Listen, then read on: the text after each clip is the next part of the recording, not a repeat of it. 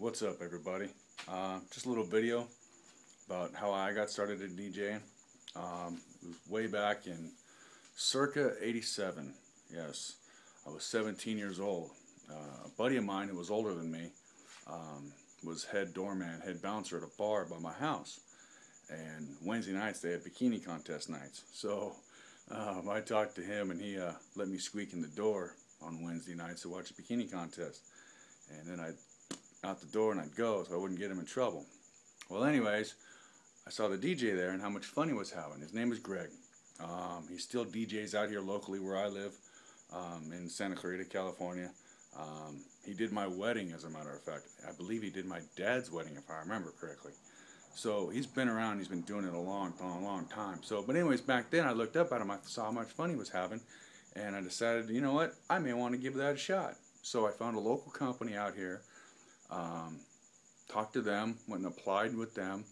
Got a job as what they used to call a roadie. I unload the truck, load the truck, set everything up, run all the cables, the wires, whatever I needed to do, and then I would just kind of sit back and watch the DJ do his thing. And I did that for about 2 years. Then the owner of the company said, "Hey, you want to give it a shot behind the turntables?" Back when they had, big LPs and 2 turntables and the whole thing. So I said, sure. So I did that for another year and a half or 2 years, all the way until about 91, 92. Then I had another friend of mine whose family is in the racing, local racetrack out here back then. I spent a lot of my childhood there. Very interested. I used to race motorcycles out in the Mojave Desert myself. And so my buddy asked me if I wanted to help out on his dad's race car. So I did that in conjunction with the DJ thing. Then when my buddy's dad got out of the driver's seat, and my buddy stepped in the driver's seat, it took off. Like 92, it really took off. Anywhere from between April and November every year, every single Saturday just about, we were at a racetrack somewhere in the western half of the United States. So I didn't have a whole lot of time to be doing the DJ thing, so I gave that up about 92. Then about 4 years ago, now we're old and got wives and kids and responsibilities and stuff like that. We don't race as much as nearly as much as we used to. It's kind of a whenever kind of a thing. So about 3 years ago, I decided maybe I'd get back into it. 4 years ago. So I put some rinky-dink system together. Rinky-dink system, I'm telling you. Home stereo amp, home stereo speakers, 2 CD players, and I was off and running. Did my niece's birthday party, did my sister-in-law's birthday party, did something else. Then I had my buddy who was the head doorman way back in the day. Last few years he's thrown like this big gigantic adult Halloween party at his house, and I've known about it. So I called him and said, "Hey, let me try and do this. Rather than just set up an iPod and hope for the best, let me DJ this thing." So he said, sure. So I did it. My rinky-dink system went to his house. I had a vast selection of anything from the 70s to today. It was hip-hop, top 40, all kinds of stuff, a couple mashups, things like that. And it worked.